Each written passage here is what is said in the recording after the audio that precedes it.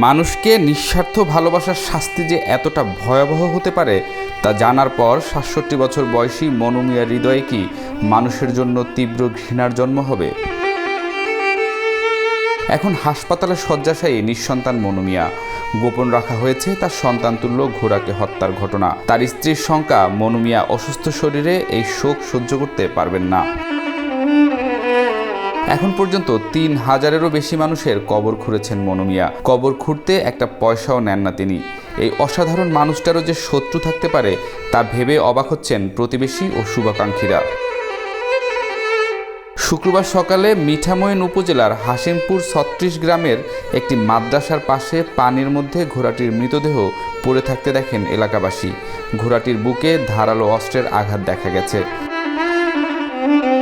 মনু মিয়ার মহৎ গুণ নিয়ে সর্বপ্রথম প্রতিবেদন প্রকাশ করে নাগরিক টেলিভিশন, যা সারা বিশ্বের বাংলা ভাষাভাষী মানুষের মাঝে ব্যাপক আলোড়ন তৈরি করে। চলুন দেখে আসি মনু মিয়াকে নিয়ে প্রকাশিত নাগরিক টেলিভিশনের আলোচিত সেই প্রতিবেদনটি। রাজা বাদশার মতোই ঘোড়া ছুটিয়ে মৃত মানুষের কবর খুঁড়তে যান মনু মিয়া। মনু মিয়া যখন ঘোড়া ছুটিয়ে কোথাও যান তখনই মানুষ বুঝতে পারেন কোথাও কেউ দুনিয়ার মায়া ত্যাগ করে পরপারে চলে গেছেন।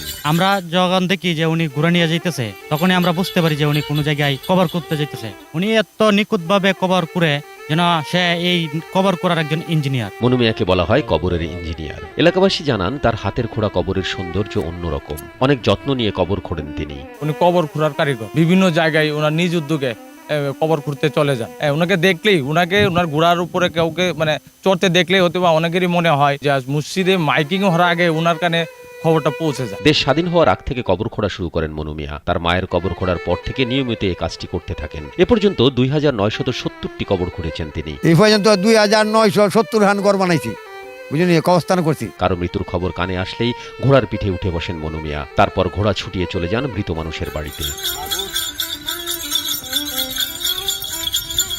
আমি সংগ্রামে আগে থেকে ঘোড়া দৌড়াই, যাই ঘোড়া এই পর্যন্ত আসই, এই দেশ বিদেশ যাই ঘোড়াটা লইয়া। তবে দূরত্ব বেশি হলে ঘোড়া নেন না। মনু মিয়া জানান কবর খুঁড়ে অনেক শান্তি পান তিনি। দূর হইলে আমি ঘোড়া লইয়া যাই না, বুঝলি। আমার পরিবার আছে, কম বললে পরে লাশ দোয়াইলে পরে ফুলহান্ডা পড়ায় ৩ বেলা।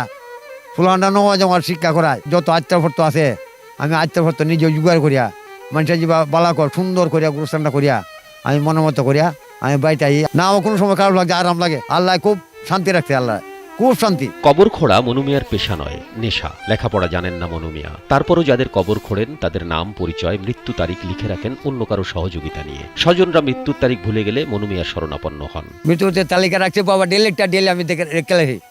যেন যাই, ডাহা যাই, সিলেট যাই, যত যাই, আমি ডেলি আমি একজন হাতে আইনা লিখে রাখি আমাদের দৈনিক খাতা আছে, দৈনিক খাতা মতো আমি লিখি। বাবা আমারটা ভালো লাগে, খুব ভালো লাগে, আল্লাহ রহমত। এবেলা যাই আমি দূরদা ওষুধ রহমত তাহে না। ওষুধ আমার ভালো জায়গা, আল্লাহ রহমত। চিনে না এই এলাকায় এমন কোনো লোক নাই। ঘুর খুদক হিসেবে তার বিশেষ একটা পরিচিত। যখনই কোনো লোক মারা যায় তখন তিনি ঘোড়া নিয়ে ছুটতে থাকেন। এটা তার পেশা নয়, আমরা জানি নেশা। উনি যুবক বয়স থেকে ঘুর খুদক হিসেবে কাজ করছেন। আর মজার ব্যাপার, আমরা অনেকেই তথ্য হারিয়ে ফেলি, বা মা বা বাবা কখন মারা গেল সেই ডেটটা আমাদের কাছে থাকে না। মনু মিয়ার কাছে গেলে সেই ডেটটা পুঙ্খানুপুঙ্খ রূপে পাওয়া যায়। এ পর্যন্ত আমার জানার মধ্যে প্রায় ৩,০০০ গরু উনি খনন করেছেন। নিজের জমি বন্ধক রেখে ঘোড়া কিনেছেন মনু মিয়া। এই ঘোড়াই তাকে বিখ্যাত গোর খোদকের তকমা দিয়েছে। কিশোরগঞ্জের সন্তান প্রয়াত রাষ্ট্রপতি জিল্লুর রহমান মারা গেলে তার কবর খুঁড়তে ঢাকায় রওনা হয়েছিলেন মনু মিয়া, কিন্তু পৌঁছাতে দেরি হওয়ায় কবরটি খুঁড়তে পারেননি। একটু জমি আছে, জমিটুকু বন্ধক দিয়েছে, ঘোড়াটা কিনছে।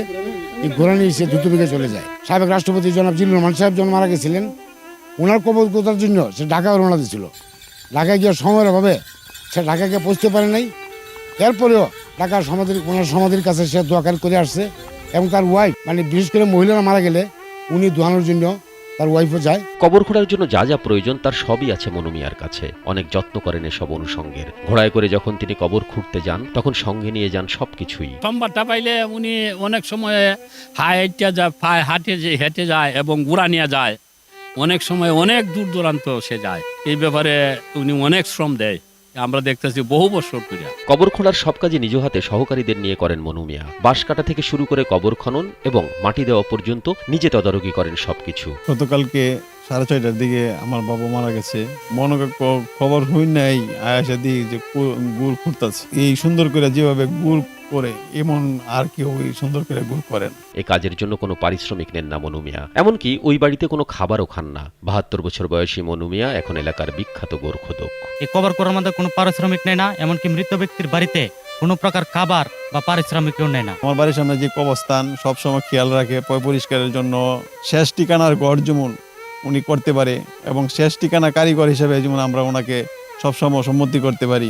শেষ ঠিকানার কারিগর মনু মিয়ার বাড়ি কিশোরগঞ্জ জেলার ইটনা উপজেলার জয়সিদ্ধি ইউনিয়নের আলগাপাড়া গ্রামে। চাহিদাবিহীন এই মানুষটির কোনো ছেলে মেয়ে নেই, নেই অঢেল সম্পত্তি। মৃত মানুষের জন্য কবর খুঁড়ে আনন্দ পেলেও যেদিন নিজের মায়ের কবর খুঁড়েছিলেন সেদিন অনেক খারাপ লেগেছিল মনু মিয়ার। তবে তার আক্ষেপ, বাবার মৃত্যুর পর সময় মতো খবর না পাওয়ায় কবরটি খুঁড়তে পারেননি তিনি। খবর করি আমার মা মারা গেছে, আমি তো যাইমু গা, আমার জি নাই, ফুত নাই, সন্তান নাই, বুঝলি কেউ নাই তো আমার। আমরা বাবা আছেন, বাপও নাই, মা আছে, মাও নাই, বুঝলি আমরা দুজনই। আমার এক ভাই আছে। একটা মানুষ সবকিছু ফেলে দুনিয়া থেকে চলে যাওয়ার পর তার আর কিছুই থাকে না, তখন তার শেষ ঠিকানা যেন একটু সুন্দর হয়, সেই বোধ থেকেই যত্ন নিয়ে কবরগুলো খোঁড়েন মনু মিয়া। প্রথম দিকে মনু মিয়ার স্ত্রী বিষয়টি ভালোভাবে গ্রহণ করতেন না, কিন্তু মনু মিয়ার জেদের কাছে পরাজিত হন তিনি। এখন তিনিও মনু মিয়াকে সহায়তা করেন। মহিলা কেউ মারা গেলে মনু মিয়ার স্ত্রী তাকে গোসল করান।